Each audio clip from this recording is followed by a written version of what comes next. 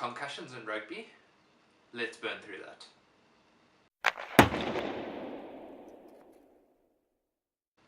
Hi everyone, my name's Nick and welcome to a special episode of The Coal Room, normally a weekly rugby union chat show, but today I thought we would do something a little bit different.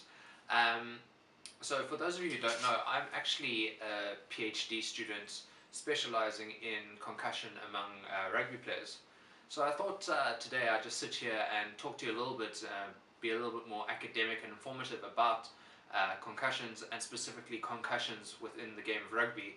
And what really spurred this on for me was watching the Bulls versus the Griquas game in the Currie Cup and seeing Trevor Nunkani being stretchered off the field with having sustained a concussion.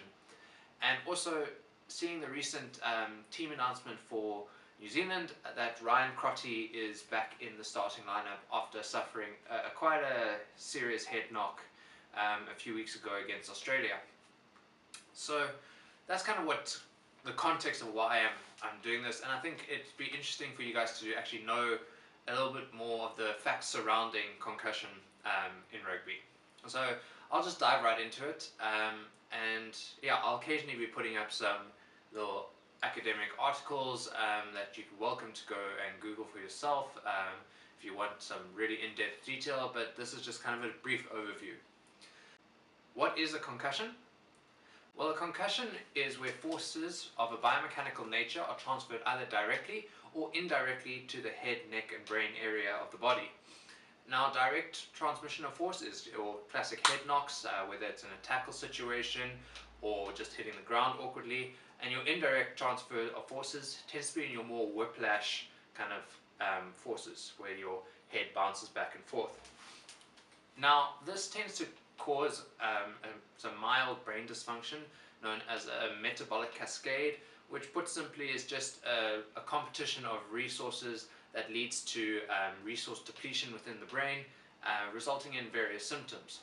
Now, the physical symptoms tend to be more around headaches, nausea, blurred vision, and just kind of dizziness and coordination difficulties.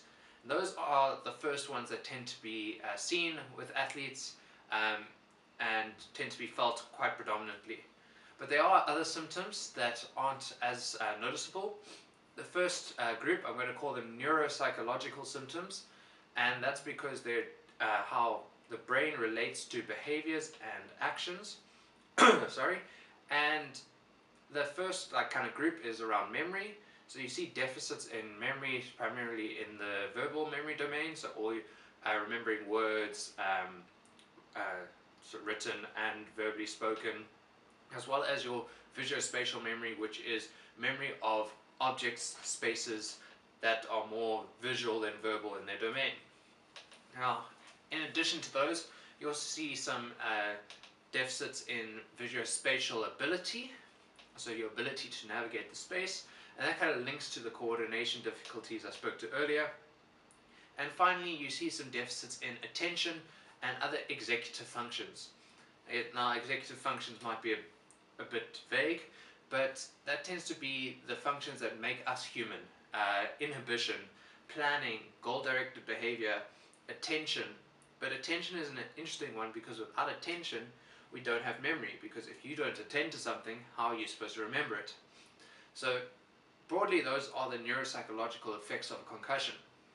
In addition to those, you have your sleep disturbances, such as fatigue, lack of sleep, difficulty waking, and yeah, those are broadly the symptoms of concussion. Now, how often does concussion occur in rugby?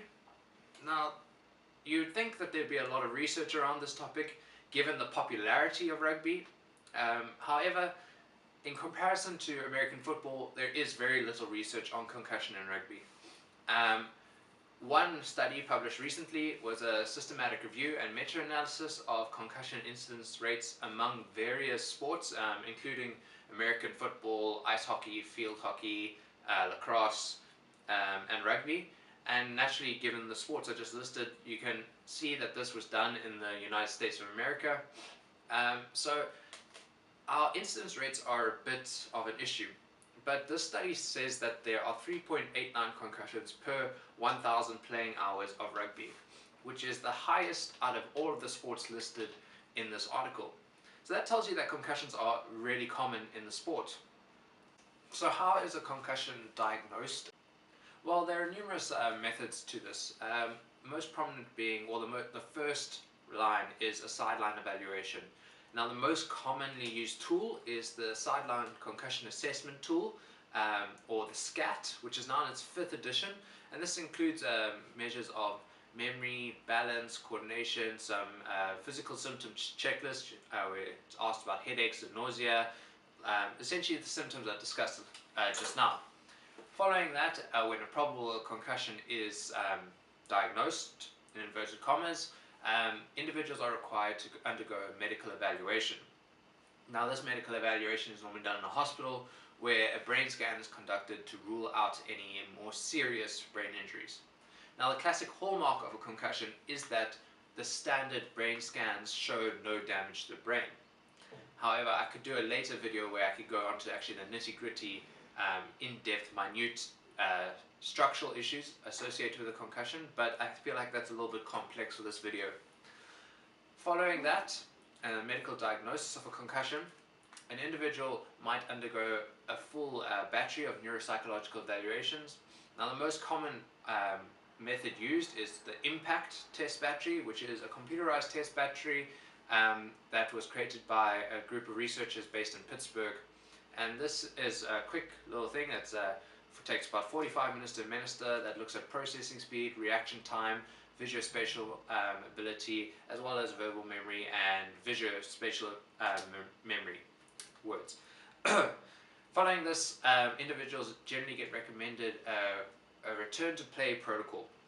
Now, if we look at World Rugby's concussion outline document over here, they really specify a graded return to play protocol where an individual must be asymptomatic at rest before they can start doing moderate levels of activity, and they have to be asymptomatic, so not showing any symptoms at those moderate levels of activity before they can be graded back into play in like a stepwise fashion, usually along the lines of step 1 would be walking around, not feeling a headache, nauseous, that type of stuff.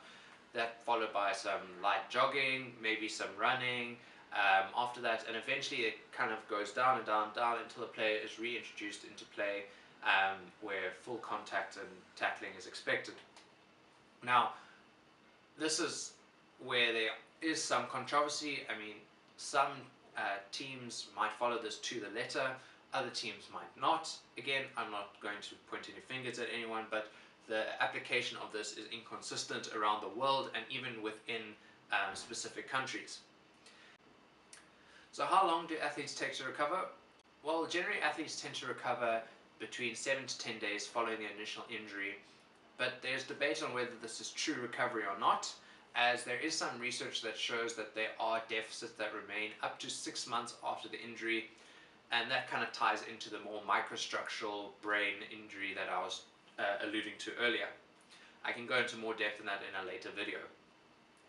So, all in all, what is a concussion and how often does it occur in rugby? Just a brief summary. Concussion is the transference of force to the brain in either direct impact to the head or an indirect impact to the body, and it generally results in a rapid onset of symptoms that are generally categorized into physical or your somatic symptoms, neuropsychological, you have your emotional symptoms as well as your sleep symptoms. And this is generally diagnosed through a sideline evaluation, medical evaluation, which might include a brain scan, neuropsychological testing, as well as management of the injury through a graded return to play protocol. And this tends to occur as often, if not more often, in rugby than in other collision sports such as American football. So I hope you enjoyed this video and you found it informative. Let me know if you think I should go into more depth with some of these concepts, if you'd be more interested to learn a bit more about concussion and the more chronic outcomes of it. Maybe I can do a little piece on the buzzword right now, which is CTE. But let me know in the comments, and yeah, I look forward to hearing from you. like the video. If you haven't already subscribed to our channel, please subscribe below. I'm quite keen to put a little bit more of these informative videos out, so if you're interested, hit that subscribe button. And yeah, if you haven't already, click the bell icon and in order to receive emails when we post new videos. Until next time, with Dax next to me, cheers.